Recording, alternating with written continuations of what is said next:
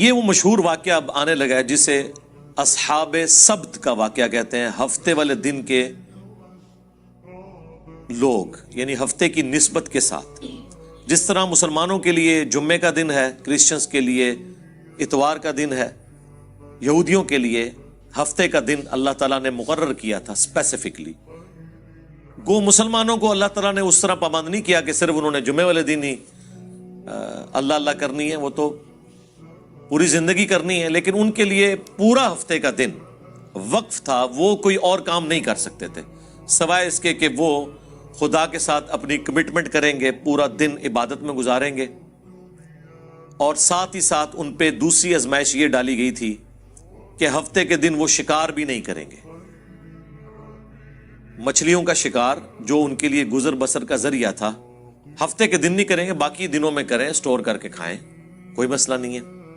لیکن انہوں نے اللہ تعالیٰ کے حکم کی نافرمانی کی. اس کے بدلے میں اللہ تعالیٰ نے انہیں بندر اور خنزیر بنا دیا، وَلِعَوْذُ بِاللَّهِ تعالی. یہ واقعہ مسلمانوں کے لیے اس اعتبار سے بڑا عبرت کا نشان ہے کہ اگلی امتوں کو دنیا میں ہی نافرمانیوں کی سزا مل جایا کرتی تھی. اس امت کے لیے نبی صلی اللہ علیہ وآلہ وسلم کی دعاؤں کی برکت سے دنیا میں کافی حد تک مسئلہ اللہ تعالیٰ نے ٹال دیا. لیکن آخرت میں عذاب ہوگا. یہ نہیں ہے کہ وہ معاف ہو جائے گا جو غلط حرکتیں کی. یہ اصحاب سبت کا واقعہ ہے، یعنی ہفتے والے دن سے متعلقہ لوگ. یہی وہ لوگ تھے جو بندر بنا دیے گئے، خنزیر بنا دیے گئے. یہاں پہ یہ واقعہ آ رہا ہے، وہ انشاءاللہ ہم تفصیل سے کور کریں گے. اس واقعے میں جو سب سے عبرت والی چیز ہے وہ یہ ہے کہ بنی اسرائیل کے لوگ 3 گروہوں میں بٹ گئے. ایک وہ لوگ تھے جنہوں نے کہا کہ ہم اللہ تعالیٰ کے اس حکم کی نافرمانی نہیں کریں گے، پلس جو لوگ نافرمان تھے انہیں وہ اس نافرمانی سے روکتے تھے. یہ سب سے اعلیٰ ترین درجہ ہے. دوسرے وہ لوگ تھے جو خود تو نافرمانی نہیں کرتے تھے لیکن نافرمانوں کو روکتے نہیں تھے. یہ سب سے آسان کام ہوتا ہے اس حوالے سے. کسی کی گالیاں نہیں کھانی پڑتی، آپ کو مخالفت نہیں سہنی پڑتی، کیونکہ جب آپ کسی کو روکیں گے تو ظاہر ہے پھر آپ کی بدنامی وہ کرے گا، آپ کو دشمنی مول لینی پڑ جائے گی.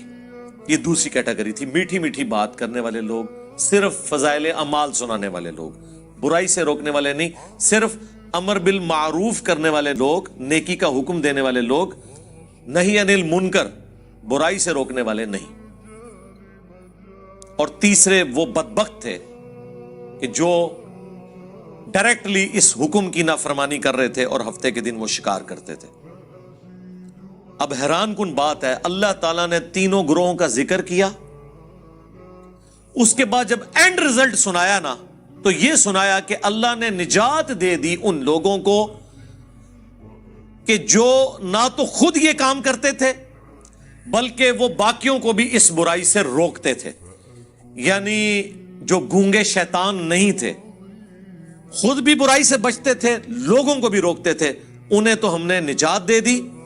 اور جو برائی کرنے والے تھے ان کو ہم نے بندروں کی شکل بنا دیا. اور جو تیسری کیٹیگری تھی نا، ان کا اللہ تعالیٰ نے ذکر کرنا بھی گوارا نہیں کیا کہ ان کا انجام کیا ہوا. اتنا ذکر ضرور کیا کہ اس طرح کے لوگ تھے. یہی وجہ ہے کہ انہی آیات کے کانٹیکسٹ میں المستدرک للحاکم میں تفصیل کے ساتھ ایک حدیث موجود ہے.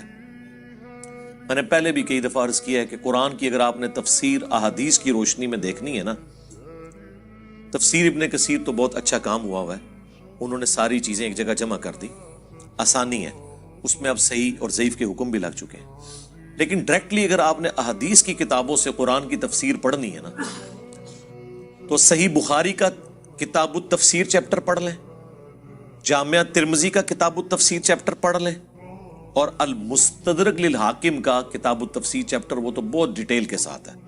یہ 3 حدیث کی کتابیں ایسی ہیں جن میں باقاعدہ پورے چیپٹرز ہیں، اور ان محدثین کو اپنے گیون سرکمسٹانسز میں اصولوں کے مطابق جو جو روایتیں قرآن کی شان نزول میں ملی یا اس سے متعلقہ صحابہ کے فرامین ملے یا کوئی واقعات ملے احادیث سے، وہ انہوں نے جمع کیے. اسی لیے شاہ ولی اللہ دہلوی نے الفوز الکبیر فی اصول التفسیر جو کتاب لکھی ہے، جس میں انہوں نے قرآن کی تفسیر کے اصول بتائے ہیں، اس میں انہوں نے کہا کہ سب سے بیسٹ تفسیر قرآن کی وہ تو ہے قرآن کی آیات سے، جس طرح قرآن میں ہے صراط الذین انعمت علیہم، راستہ ان لوگوں کا جن پر تیرا انعام ہوا.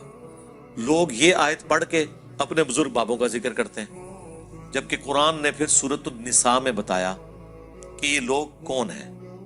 من النبیین والصدیقین والشہداء والصالحین، نبی ہیں، صدیق ہیں، شہید ہیں اور صالحین. اور صالحین جو اللہ کی نظر میں صالحین ہیں وہ ڈیفینیٹلی تو صحابہ اور اہل بیت ہیں رضی اللہ عنہم وعلیہم السلام اجمعین. باقی آپ کی اسیسمنٹ ہے. اور اب اس دور میں تو ہر فرقے کے صالحین ڈیفرنٹ ہے. ایک کے صالحین دوسرے کے مشرکین ہیں، دوسروں کے صالحین ان کے گستاخان رسول ہیں. اس کو تو آپ چھوڑ دیں. بہرحال یہ 3 کتابیں دی بیسٹ قرآن کی تفسیر ہیں. ان کے چیپٹر، صحیح بخاری کا چیپٹر، ترمذی کا اور المستدرک للحاکم کا. بہرحال جتنا میرا قرآن کا فہم ہے، جو میں اللہ تعالیٰ کے مزاج کو سمجھ سکا ہوں قرآن کی روح سے، مجھے تو یہی لگتا ہے کہ جو گونگے شیطان تھے ان کا انجام بھی انہی کے ساتھ ہوا جو برائی کرنے والے تھے. کیونکہ اللہ تعالیٰ کی رحمت کا تقاضا تھا کہ اللہ نے جنہیں نجات دی ہے انہیں مینشن کرتا. جب نجات دہندہ کو مینشن کیا تو اللہ نے صرف انہی کو کہا جو نجات پا گئے تھے. ان کے علاوہ اگر کسی کا ذکر نہیں کیا تو یہ ڈیفینیٹ ہے کہ وہ نجات نہیں پائے تھے. اور ان کا کچھ بھی انجام ہوا ہو، ایٹ لیسٹ وہ ان لوگوں میں شامل نہیں تھے جنہیں اللہ نے نجات دی. کیونکہ اللہ کے ہاں تو 0-1 ہے، یا بات مانو یا نہ مانو. یہ ٹوٹل پیکج ہے. اب وہ آیات کی طرف آ جائیں. پوچھو ان سے اس بستی کا حال جو ساحل سمندر کے اوپر آباد تھی. یہ چھوٹی چھوٹی سمندری جھیلیں تھیں جو بعد میں جوڑ کے گوروں نے نہر سوئز بنا دی. اس زمانے میں یہ سمندری جھیلیں تھیں جو آباد تھے ساحل سمندر. اذ یعدون فی السبت، جب وہ حد سے بڑھ گئے ہفتے کے دن کے بارے میں. اب اللہ نے چونکہ آزمائش بنایا تھا، باقی پورے ویک میں مچھلیاں سامنے نہیں آتی تھی، بڑی مشکل سے چند مچھلیوں کا شکار ہوتا تھا. اور ہفتے والے دن مچھلیاں ان کی آنکھوں کے سامنے پھدکتی تھیں. مچھلیوں کو بھی پتہ چل گیا تھا کہ آج کے دن ان کے ہاتھ پاؤں بندھے ہوئے ہیں، یہ کچھ کر نہیں سکتے. ان کو بھی اپنے ایکسپیرینس سے پتہ چل گیا تھا. تو وہ بھی اللہ تعالیٰ کی طرف سے ان پہ آزمائش مسلط ہوئی کہ ایک بھوکے بندے کے سامنے آپ لا کے مرغن غذائیں رکھ دیں تو ظاہر ہے اس کا تو روزہ ٹوٹے گا. اسی کا اللہ نے ذکر کیا ہے. اذ یعدون فی السبت اذ تأتیہم حیتانہم یوم سبتہم شرعا، جبکہ ہفتے کے دن ان کے پاس مچھلیاں پانی پر پھدکتی تھی، سامنے آ جاتی تھی. یعنی انہوں نے چینگے لاندیاں سن کہ ہاں جی پھڑ لو. اب ان کے سامنے آ رہی ہیں، آزمائش ان کے لیے. وَيَوْمَ لَا يَسْبِتُونَ، اور جب ہفتے کا دن نہیں ہوتا تھا، لا تأتیہم، تو ان کے پاس وہ نہیں آتی تھی.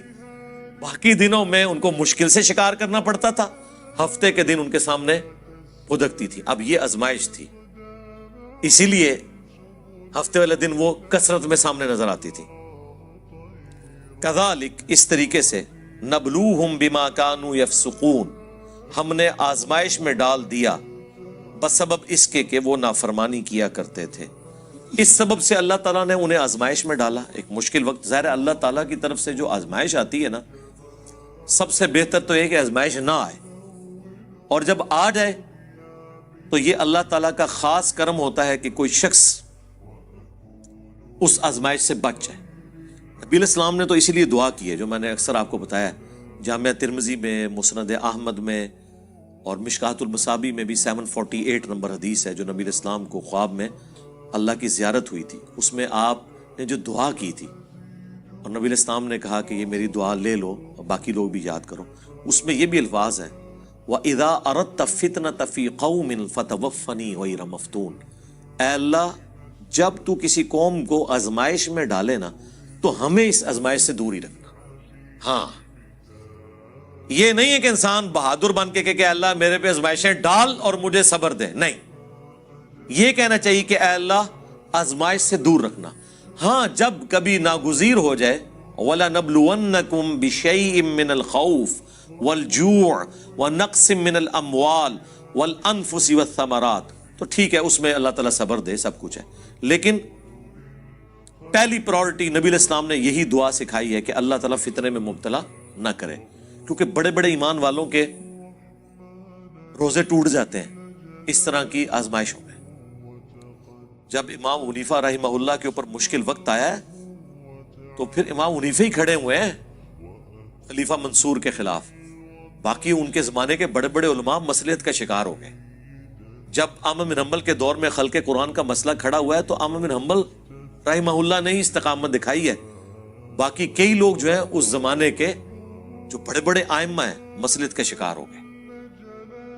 تو ہر زمانے میں جو حسینی فکر ہے وہ چند ایک لوگ ہی لے کے چلتے ہیں، سب میں اتنی جرت نہیں ہوتی۔ تو اللہ تعالیٰ فرماتا ہے کہ بسبب ان کی نافرمانیوں کے ان کو ہم نے آزمائش میں ڈالا، یعنی پہلے بھی ان کے کرتوت ایسے تھے، تو جب کرتوت برے ہوتے ہیں تو بعض اوقات اللہ تعالیٰ آزمائش ڈال دیتا ہے، اور یہ ان کے اوپر آزمائش تھی۔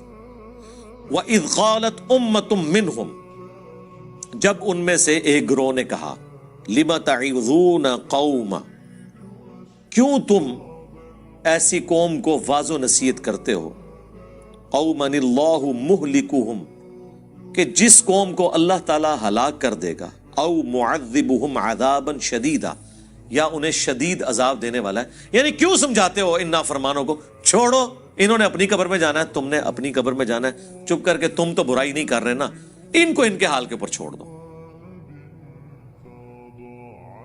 ان کا جواب سنیں کیا ہے، قالو، وہ کہنا شروع ہو گئے اس کے جواب میں، معذرتن الی ربکم ولعلہم یتقون، ہم تو یہ اس لیے ان کو برائی سے روکنے ہیں کہ اپنے رب کے حضور عذر پیش کر سکیں کہ یا اللہ جو ہم سے بن پڑی، ہم نے برائی کو روکنے کی کوشش کی، اور دوسرا مقصد یہ ہے لعلہم یتقون، کہ شاید ہماری نصیحت سے یہ ڈر جائیں اور یہ بھی اپنی آخرت برباد ہونے سے بچا لیں۔ یہ سیکنڈری مقصد ہے، جو میں اکثر کہتا ہوں کہ ہم یہ جو دعوت و تبلیغ کا کام کر رہے ہیں، لوگوں کو برائی سے روک رہے ہیں، اچھائی بتا رہے ہیں، عقیدے کی خرابیاں ہائی لائٹ کر رہے ہیں، اس میں پرائمری جو ہمارا مقصد ہے وہ اپنی آخرت کی فکر ہے، کسی دوسرے کی آخرت کی فکر نہیں ہے، وہ سیکنڈری چیز ہے۔ سب سے پہلے تو ہمیں ہماری طرف سے پوری دنیا جہنم میں چلی جائے ہمیں تو فرق نہیں پڑتا، ہمیں تو فرق اس بات سے پڑتا ہے کہ ہم نہ کہیں جہنم میں چلے جائیں۔ پہلی ایفرٹ تو ہماری اپنی ذات کے لیے ہوگی، او انفسکم واہلیکم نارا، بچاؤ اپنے آپ کو اور اپنے گھر والوں کو جہنم کی آگ سے، باقیوں کی بعد میں فکر کریں گے۔ افریقہ کے جنگلوں میں لوگ کدھر جا رہے ہیں وہ بعد میں دیکھیں گے، پہلے تو اپنے گھر میں لوگ کدھر جا رہے ہیں وہ دیکھیں گے۔ پہلے تو ہم خود قرآن و سنت سے اپنی اصلاح کی کوشش کریں گے، تو ان کا اپنے رب کے حضور معذرت کر سکیں، ہم عذر پیش کر سکیں کہ یا اللہ ہم نے وہ چاروں شرائط پوری کی تھی، الا الذین آمنوا وعملوا الصالحات، یہ تو آسان ہے، ایمان لاؤ نیک اعمال کرو، لیکن وتواصوا بالحق، حق بات کی وصیت کرنا مشکل ترین کام، اور اس کے بعد اس کا منطقی انجام، وتواصوا بالصبر، پھر تکلیف آئے گی تو صبر اختیار کرنا ہے۔ یہ اتنا مشکل کام ہے کہ بڑے بڑے اہل ایمان وہ بھی بعض اوقات کمزور درجے کی طرف چلے جاتے ہیں۔ ہر بندے میں یہ حوصلہ نہیں ہوتا کہ حالات و واقعات کا وہ مقابلہ کر سکے. ہم ان پہ کوئی فتویٰ نہیں لگاتے جو اس طرح کرتے ہیں، لیکن ہم لوگوں کو یہ بتائیں گے کہ خدا کے لیے فرق سمجھو. لوگ کہتے تو ہیں کہ حسین ابن علی کے زمانے میں لوگ روکتے تھے ان کو کہ آپ وہاں نہ جائیں، یہ آپ کو شہید کر دیں گے. تو کیا وہ لوگ غلط تھے اور حسین ابن علی اکیلے ٹھیک تھے؟ میرے بھائی پہلے تو آپ اپنی اصلاح کریں. وہ لوگ حضرت حسین ابن علی کو غلط نہیں سمجھتے تھے. عبداللہ بن عمر یا عبداللہ بن عباس یا عبداللہ بن زبیر رضی اللہ عنہم اجمعین، وہ یہ کہتے تھے کہ آپ جن کے خلاف کھڑے ہوئے نا، انہوں نے رسول اللہ کی قرابت داری کا کوئی لحاظ نہیں کرنا، یہ دنیا دار بادشاہ بن چکے ہیں، تو ان کے شر سے اپنے آپ کو بچا لیں. وہ یہ نہیں کہتے تھے کہ آپ غلط ٹریک پہ ہیں. وہ دوسرے معنوں میں یہ کہہ رہے تھے کہ یہ بدماش ہیں، آپ کے ساتھ ظلم کریں گے.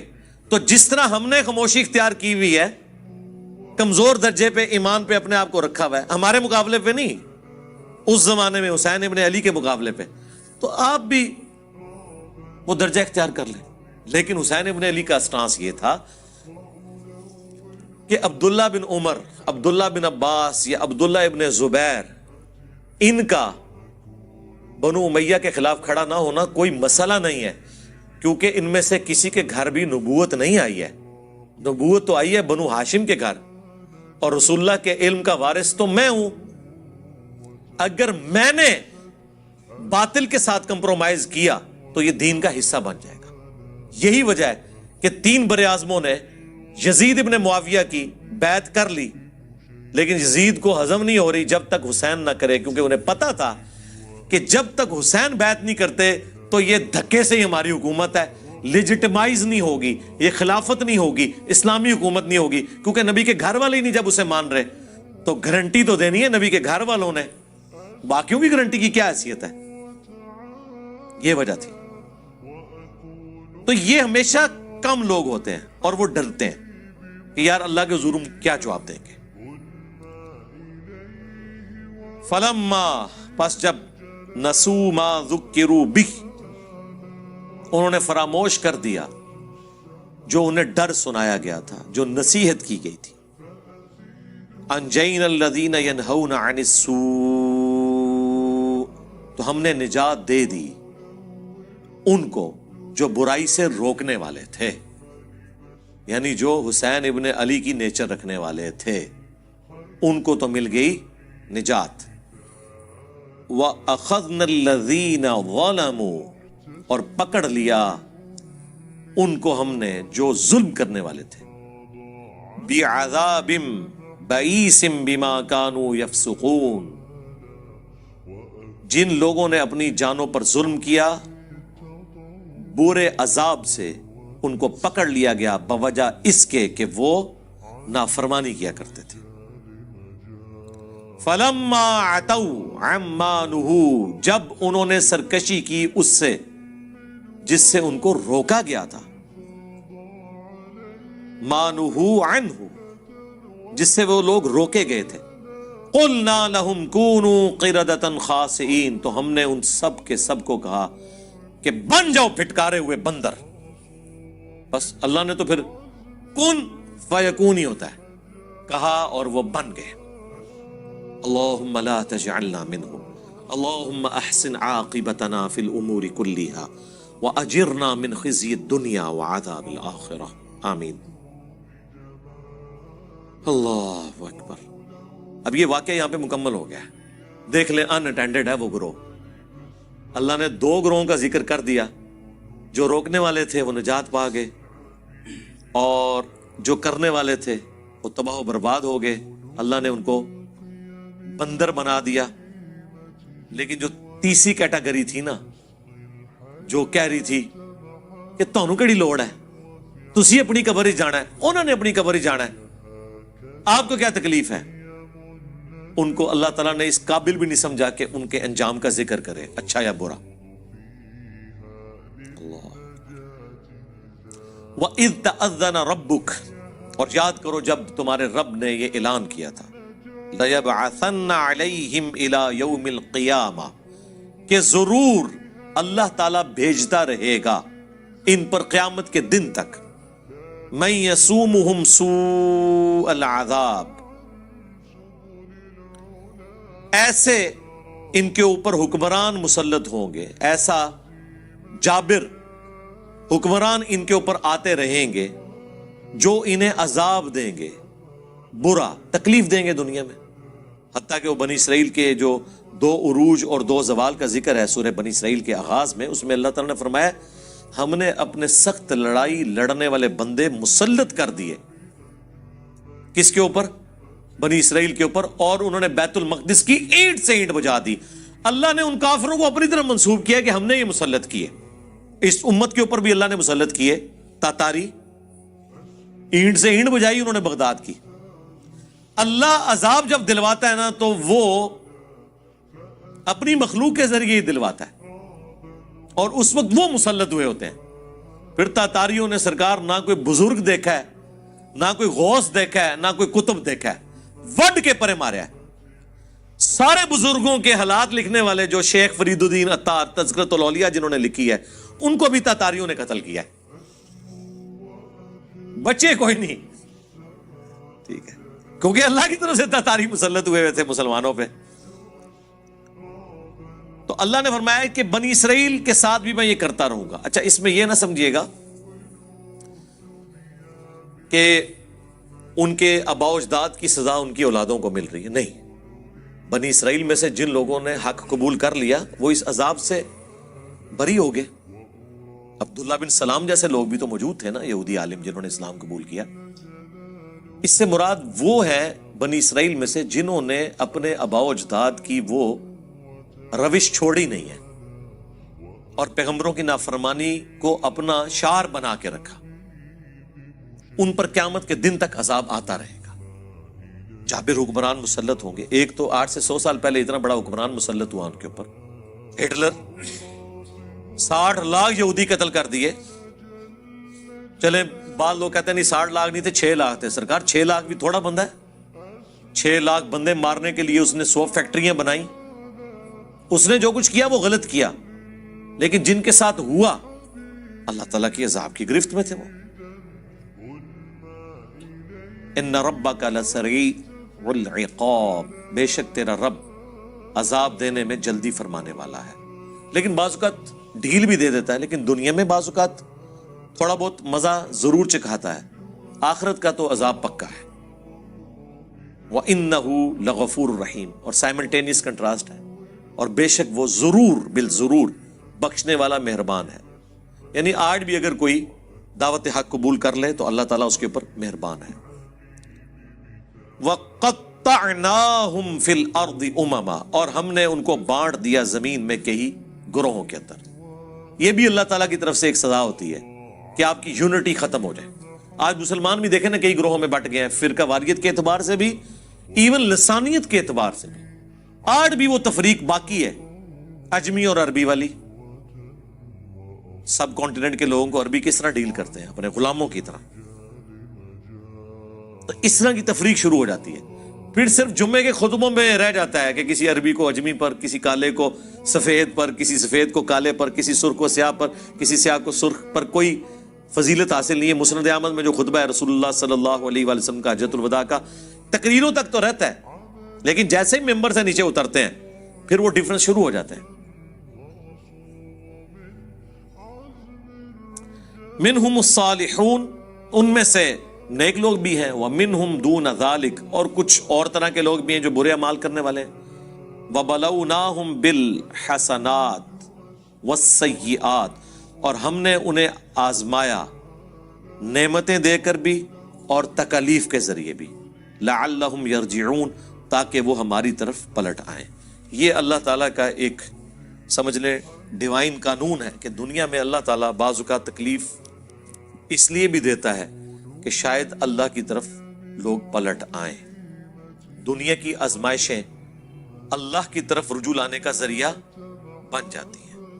انڈیویجول لیول کے اوپر بھی آپ دیکھیں گے کئی لوگ ایسے ہیں، گھر میں جوان موت ہوئی، یا ماں مر گئی یا باپ مر گیا، تو وہ پہلی دفعہ جب دفنانے کے لیے قبرستان جاتے ہیں اور اس منظر کو اپنی آنکھوں سے دیکھتے ہیں تو دل میں رقت پیدا ہوتی ہے اور وہ کہتے ہیں کہ ٹھیک ہے اب ہم نے اللہ کی طرف آنا ہے. یہ دنیا میں تکلیف انسان کو بعض اوقات اس اعتبار سے نعمت بن کے آتی ہیں کہ اللہ کی طرف لوگ رجوع لے آئیں. تو اللہ تعالیٰ فرماتا ہے کہ ہم پھر ان کی اولادوں کو، بنی اسرائیل کی اولاد کو جو چلی وہ ساری نسل تکلیف کے ذریعے آسائشیں دے کے ہر طریقے سے آزماتے رہے تاکہ وہ پلٹ آئیں اللہ کی طرف. فخلف من بعدہم خلف، لیکن پھر جانشین ہوئے ان کے بعد وہ ناخلف لوگ، ورثوا الکتاب، جو کہ وارث ہوئے کتاب کے، یأخذون عرض ھذا الادنی، اللہ اکبر، جو کہ لیتے ہیں دنیا کا ادنا مال، وَيَقُولُونَ، اور ساتھ یہ بھی کہتے ہیں، یعنی دین بیچتے ہیں. اور ظاہر ہے اس سے مراد عام لوگ نہیں تھے، بنی اسرائیل کے علماء تھے. دین تو انہوں نے بیچنا ہے نا، عام لوگوں نے تو سبزی پیاز بیچنا ہے نا، ان کی تو دین کی دکانداریاں نہیں ہے نا، دین تو انہوں نے بیچنا ہے نا. غلط فتوے، اللہ کی آیات کو بدلنا، بیچنا، یہ علماء کا کام ہے. دنیا کے چند ٹکوں کے عوض. اور وہ ساتھ کہتے تھے سَيُغْفَرُ لَنَا، اللہ ان قریب ضرور ہمیں بخش دے گا. ہم بھی کہتے ہیں نا یا اللہ جو کچھ بھی ہے تیرے محبوب کی امت سے ہے. دیکھو جی کلمہ پڑھے جی ایک نہ ایک دن جنت چلے ہی جانا ہے. ایسی یہ وہی چیز، وہی مینٹیلٹی بنی اسرائیل کے اندر موجود تھی. کام چک کے رکھو، ایک نہ ایک دن چلے جائیں گے. وَإِن یأتہم عرض مثلہ، اور اگر آ جائے ان کے پاس اتنا مال اور، یأخذوا، لے لیں گے. وہی میں نے آپ کو یہاں پہ بھی بتایا، وہ علماء جو آپ کو کہتے ہیں غیر مسلم ملکوں میں جا کے نوکریاں نہ کریں، کافروں کے ملکوں میں آپ کی کمائی حرام ہے، انہی کو آپ ممبر سے اترنے کے بعد ڈالرز دینا چندے کے طور پر. کبھی کسی نے نہیں کہنا کہ یہ تو آپ کی کمائی کیا ہے. آج تک کسی چندہ دینے والے کو کسی عالم نے نہیں پوچھا کہ تو کسی سودی کاروبار میں تو نہیں ملوث. نہیں، بتانے کے لیے بہت اچھی بات ہے، پوچھیں گے نہیں کبھی بھی. آپ بتا کے بھی دیکھ لیں، واپس نہیں کریں گے انشاءاللہ، آپ کو مایوس نہیں لوٹائیں گے انشاءاللہ. یہاں پہ بھی اللہ ہمارا ان کو اور بھی ملے نہ ملے گا، یہ لیں گے. الم یؤخذ علیہم میثاق الکتاب، اللہ اکبر، کیا نہیں لیا گیا تھا ان سے کتاب کے بارے میں پختہ عہد، یعنی تورات کے بارے میں. مال تو ہاتھوں ہاتھ لیتے ہیں اور دین کے نام کے اوپر کمائیاں کر رہے ہیں، اور جو وہ دین تھا اس پہ عمل ہی کوئی نہیں ہے. جیسا میں نے کہا یہاں پہ لوگوں نے بزرگیاں تو اویل کی ہیں قرآن و سنت کے نام پہ، اور قرآن و سنت پہ عمل نہیں ہے، بلکہ یہ کہتے ہیں قرآن و سنت ڈائریکٹ نہ پڑھو گمراہ ہو جاؤ گے. اگلے دن ہمارے لائیو سیشن میں ایک بندے نے سوال کیا کہ میں ادھر کرسچنز کے ملک میں ہوں، وہاں پادری بھی یہ کہتے ہیں کہ ڈائریکٹ انجیل نہیں پڑھنی گمراہ ہو جاؤ گے. تو وہ کہہ رہا تھا کہ یار یہ کیا وجہ ہے کہ سارا مذہبی طبقہ ایک جیسا ہی ہے. میں کہ ہاں، مولوی سارے ایکو جینے پاویں، پادری ہون، پنڈت ہوں، چاہے مولوی ہوں مسلمانوں کے، یہ طبقہ ایک جیسا ہے. اس کی دو ریزن ہے. ایک تو یہ کہ انہیں یہ پتا چلے گا جب یہ کتابیں ڈائریکٹ پڑھیں گے نا تو کتابوں کا دین ان علماء سے مختلف ہوگا، تو ان کو سوال کریں گے حضرت اس میں تو یہ لکھا ہے آپ تو یہ کر رہے ہیں. دوسرا، ان کا جب دماغ کھلے گا اور ان سے سوال پوچھیں گے اکثر چیزوں کے جواب نہیں ان کو آتے ہوں گے. اور تیسرا، جو ان کا اسٹیبلش دین ہے جس کے اوپر وہ کمائیاں کر رہے ہیں، اس کے بالکل اپوزٹ دین قرآن و سنت کے اندر موجود ہے یا ان کتابوں میں. آج بھی ایک ان ایمبیگوس سٹیٹمنٹ ایسی نہیں تورات اور انجیل میں جو شرک کی طرف مائل کرتی ہو. وہ کتابیں تبدیل ہو کر بھی توحید کے اعتبار سے کامل ہیں، کیونکہ اگر توحید بھی اس میں ختم ہو جاتی پھر یہود و نصارہ کے لیے ہدایت کا کوئی ذریعہ نہ ہوتا. آپ کس کتاب سے ان سے بات کرتے؟ قرآن کو تو وہ مانتے ہی نہیں ہیں. لیکن آج کئی لوگ مسلمان صرف اس لیے ہوئے ہیں کہ آج کی بھی تورات اور انجیل میں جو توحید ہے نا، اس توحید کو اگر کوئی صحیح معنوں میں لے کے چل رہا ہے تو مسلمان لے کے چل رہے ہیں، اور پریکٹیکلی وہ توحید اسلام میں نظر آتی ہے، ان میں تو نظر ہی نہیں آتی. اچھا، سیم وہی جملے بولتے ہیں کہ جی یہ جو آپ سامنے پڑھ رہے ہیں نا اس کے اندر ایک باطنی معنی بھی ہوتا ہے جو اہل معرفت جانتے ہیں. جو اسٹیٹ لکھا ہوا نا بالکل واضح، وہ کہتے ہیں اس کو چھوڑ دیں، آپ اس کے پیچھے جائیں. چلو پیچھے جانے سے بھی یہی چیز نکلنی چاہیے نا، دنیا میں تو یہی ہوتا ہے نا کہ آپ پانی کا کنواں کھود رہے ہیں، 100 فٹ کے اوپر جا کے پانی نکلا ہے تو نیچے جا کے یہ تو نہیں ہوگا کہ تیزاب نکل آئے گا. آپ پانی کے لیے کنواں کھود رہے ہیں نا, تو نیچے اس سے صاف پانی نکلے گا. یہاں کیا کہتے ہیں اور اندر بڑھو, اور اندر بڑھ کے کوئی اور شاہی باہر کاٹ لیندے رہے. وہ اندر نہیں ہوتا, وہ باہر جا رہے ہوتے ہیں اس سے. تو اللہ تعالیٰ فرما رہا ہے کہ ان لوگوں سے کتاب کا بھی تو عہد لیا گیا تھا کہ کتاب پہ عمل کرنا ہے. اللہ یقول علی اللہ الا الحق, کہ نام منسوب کرنا اللہ کی طرف سوائے اس کے کہ جو حق پر مبنی ہے. وَدَرَسُوا مَا فِيهِ, اور پڑھ لیا انہوں نے جو کتاب میں تھا. اس کے باوجود انہوں نے اللہ کی طرف غلط عقیدے منسوب کیے. یہاں پہ لوگ اللہ تعالیٰ کے حوالے سے کئی ایک عقیدے ایسے کلیم کر دیتے ہیں کہ ہم انہیں کہتے ہیں یہ کہاں لکھے ہوئے ہیں. وہ کہتے ہیں جی اللہ چاہے تو ایسے ہو سکتا ہے, اللہ چاہے تو قاسم ننوتوی صاحب مرنے کے 6 سال کے بعد قبر سے نکل کے دیوبند میں 2 مولویوں کی صلح کرا کے واپس جا سکتے ہیں, خواب میں نہیں بیداری میں. ہم کہتے ہیں یہ اللہ کے اوپر جو آپ نے جھوٹ باندھا ہے یہ قرآن میں کہاں لکھا ہوا ہے؟ قرآن میں تو سورہ یاسین میں, سورہ واقعہ میں اللہ نے فرمایا جو دنیا سے چلا گیا وہ کبھی دنیا میں واپس نہیں آ سکتا. حضرت عیسیٰ بھی جو مردے زندہ کرتے تھے وہ دنیا میں واپس نہیں آتے تھے. وہ مردے کے پاس کھڑے ہوتے تھے, قم باذن اللہ کہتے تھے. وہ کھڑا ہوتا تھا تھوڑی دیر کے لیے, وہ کہتا تھا عیسیٰ اللہ کے پیغمبر ہیں, ان کی اطاعت کرو, پھر ساتھ ہی واپس چلا جاتا تھا. دنیا میں کوئی واپس نہیں آ سکتا. یہ اللہ کا ڈیفینیٹ قانون ہے. چاہے کوئی بزرگ نہیں, اللہ چاہے, سرکار اللہ کا چاہنا آپ چاہیں گے, یہ وہی چیز ہے. لا یقول علی اللہ الا الحق, مت اللہ کے اوپر کوئی بات ایسی منسوب کرو سوائے اس کے کہ جو حق پہ مبنی ہے. پڑھ لیے جو کچھ کتاب میں تھا. والدار الآخرۃ خیر للذین یتقون, اور جو آخرت کا گھر ہے وہ تو بہتر ہے ان لوگوں کے لیے جو پرہیزگاری کی روش اختیار کریں. افلا تعقلون, کیا تم اتنا بھی نہیں سمجھتے, اتنی عقل بھی نہیں رکھتے؟ یہ کانٹے کی بات ہے, کتاب کو فالو کرنا ہے اور آخرت کے لیے تگ و دو کرنی ہے. یعنی پورا دین یہی ہے نا کہ آپ نے اللہ کی وحی کو فالو کر کے آخرت اپنی بنانی ہے. پورا دین یہ نٹ شیل کے اندر ہی ہے. دین بیچ کے دنیا نہیں کمانی. والذین یمسکون بالکتاب, اور جنہوں نے مضبوطی سے پکڑا ہے کتاب کو, وَأَقَامُوا الصَّلَاةَ, اور قائم کرتے ہیں نماز, اِنَّا لَا نُضِيعُ أَجْرَ الْمُصْلِحِينَ, ہم کبھی ایسے لوگوں کا اجر ضائع نہیں کریں گے جو اصلاح کرنے والے ہیں, اپنی اصلاح بھی اور دوسروں کی اصلاح بھی, جو نیکوکاری کی روش اختیار کرنے والے ہیں, اللہ تعالیٰ ان کا اجر کبھی ضائع نہیں کرے گا. دنیا میں نے اکثر کہا ہے کہ یہ ہو سکتا ہے کہ کسی کی محنت ضائع ہو جائے, لیکن آخرت کے لیے جو آپ نے دنیا میں محنت کی ہے نا, اس کا اجر آپ کو ملنا ہے. کیونکہ دنیا کو اللہ نے آزمائش کے ساتھ جوڑا ہوا ہے. محنت کر کے بھی بعض اوقات آپ کا نقصان ہو جائے گا. آخرت کے لیے محنت کر کے نقصان نہیں ہوگا اگر آپ نے صحیح طریقے سے محنت کی ہے, جو کرنے کا حق ہے, صحیح ڈائریکشن میں کی ہے. اسی لیے اللہ تعالیٰ کہتا ہے کہ میں اپنے وعدے کے خلاف نہیں کرتا. کوئی ذرہ برابر نیکی کرے گا تو وہ بھی دیکھ لے گا, ذرہ برابر گناہ کرے گا تو وہ بھی دیکھ لے گا. فَمَن يَعْمَلْ مِثْقَالَ ذَرَّةٍ خَيْرًا يَرَهُ وَمَن يَعْمَلْ مِثْقَالَ ذَرَّةٍ شَرًّا يَرَهُ. اب ایک اور بنی اسرائیل کے ساتھ بہت بڑا اللہ نے جو معجزہ کیا, تھریٹ کی انہیں, اللہ اکبر. وَإِذْ نَتَقْنَا الْجَبَلَ فَوْقَهُمْ, اور یاد کرو وہ وقت جب ہم نے اٹھا لیا تھا تم پر پہاڑ, كَأَنَّهُ ظُلَّةٌ, یہاں تک کہ وہ صاحبان بن گیا. وَظَنُّوا أَنَّهُ وَاقِعٌ بِهِمْ, اور وہ گمان کرنا شروع ہو گئے کہ قریب ہے کہ یہ پہاڑ ہم پہ گر پڑے.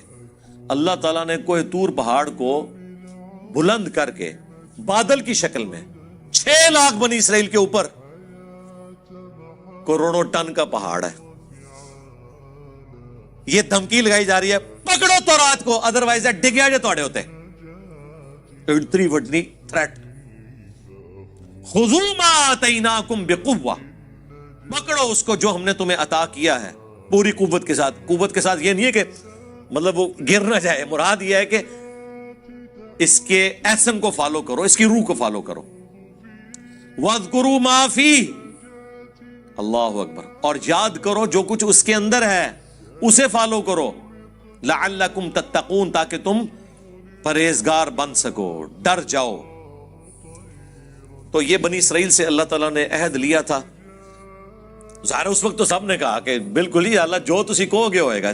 جناب پہاڑ سر دے ہوتے ہوئے، سر کے اوپر پہاڑ سائبان اور بادل کی شکل میں ہو، اور تھریٹ ہو کہ یا تو تورات کو پکڑو ادروائز یہ موت کا پروانہ آیا تمہارے اوپر، اتنا بڑا معجزہ دیکھ کے بھی، لیکن بس اس وقت تو انہوں نے عہد کیا، لیکن بعد میں اکثریت نے بھلا دیا۔